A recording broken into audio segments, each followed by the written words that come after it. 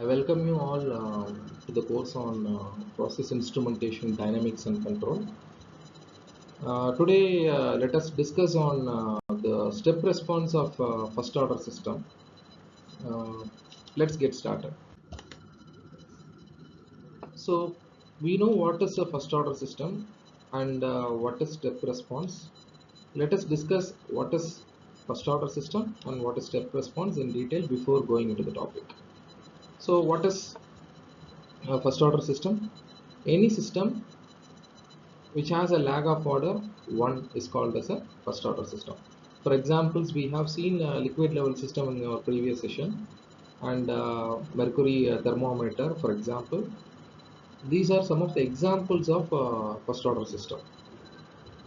So here we know the transfer function for the first order system is 1 by tau s plus 1. Y of s by x of s is equal to 1 by tau s plus 1, which is the standard form of the first order transfer function. Here y of s refers to the output variable and x of s refers to the input variable. Both are in deviation form and tau refers to your time constant. So y of s by x of s is equal to 1 by tau s plus 1 is your standard form of the transfer function, which can also be represented as g of s, which is a symbol for transfer function.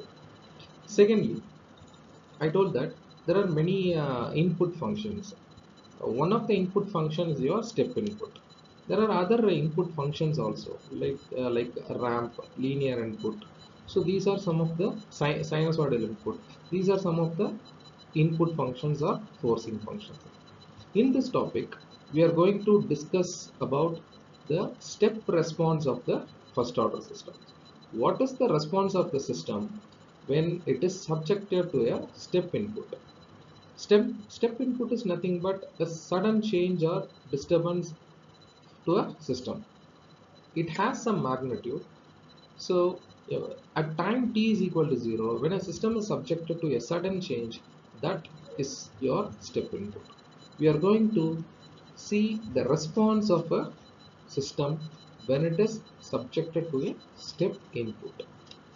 So consider here, if we have a step change of magnitude a, which is introduced into a first order system, the transform of x of t is given as x of s is equal to a of s. Let's say x of t is equal to a and the transform of x of t will be x of s, which will be a by s. So this is the transform of x of t.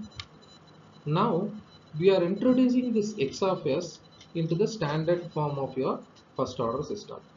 Standard form of your first order system is given by the equation 4.7. Here y of s by x of s is equal to 1 by tau s plus 1. This x of s is your a of s, which is nothing but your step input. You are giving a step input into the system. So now if you introduce the step change into this equation, then your equation will be y of s is equal to a by s into 1 by tau s plus 1. Now we know how to invert this Laplace transform. Inversion of Laplace transform is given in your another sessions. Now this inversion of Laplace transform can be done by partial fraction method. This y of s is equal to a by s into 1 by tau s plus 1 can be expanded by partial fractions to give equation 4.14.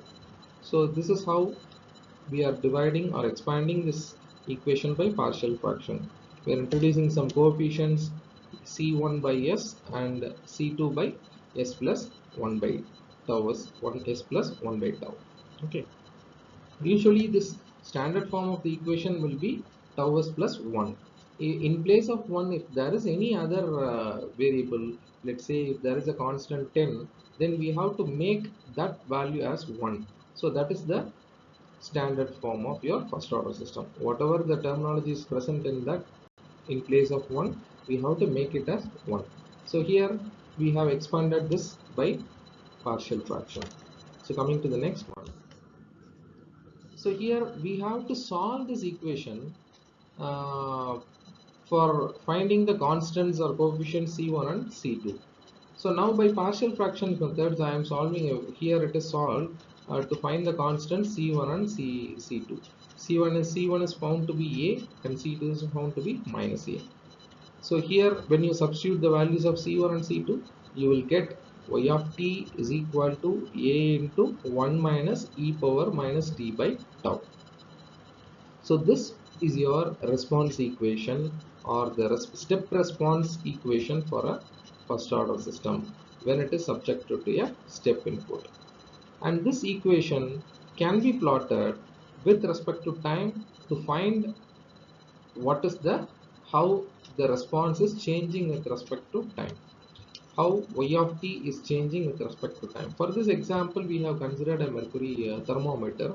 So when you take a mercury thermometer and you suddenly dip the mercury thermometer in a hot water bath, the mercury level will start to rise. You can plot the graph by using the readings taken from the mercury thermometer.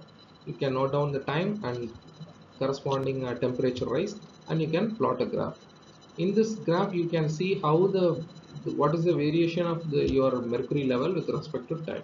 So this can be recorded. Similarly, in this response equation we are going to plot y of t versus t. If you the value of y of in this graph, you can see that the value of y of t reaches 63.2% of its ultimate value when the time elapsed is equal to one time constant. So when you see here, at one time constant, the response has reached 63.2%. And similarly for 2, 3 and 4 time constants, the response are respectively 86.5%, 95% and 98%. From these facts, one can consider that the response essentially completed in 3 to 4 time constants. So the mercury thermometer, if you see the response of the mercury thermometer, it would have reached the response in 2 to 3 to 4 time constants. And second inference from this graph is that the slope of the response curve at the origin is 1.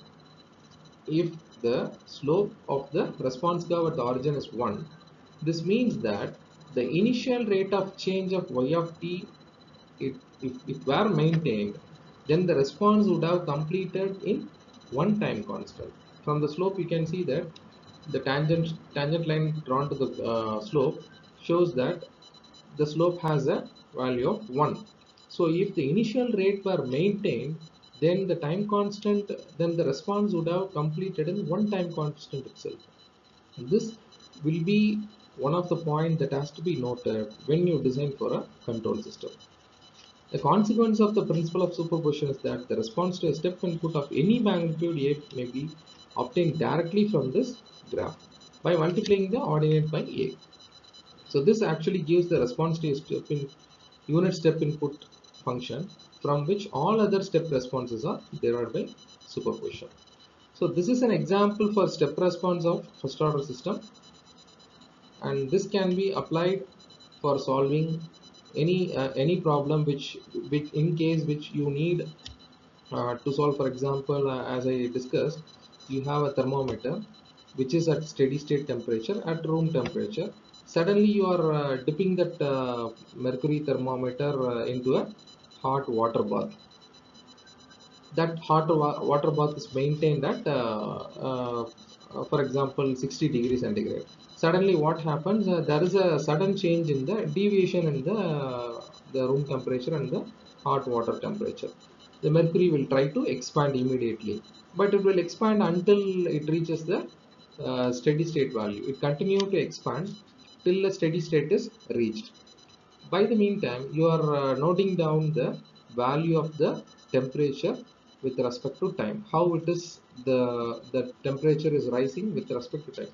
For if you want to find the temperature of the mercury for any time, you can use this response equation to find the temperature, because here in the response equation you have y of t is equal to a into 1 minus e power minus t by tau.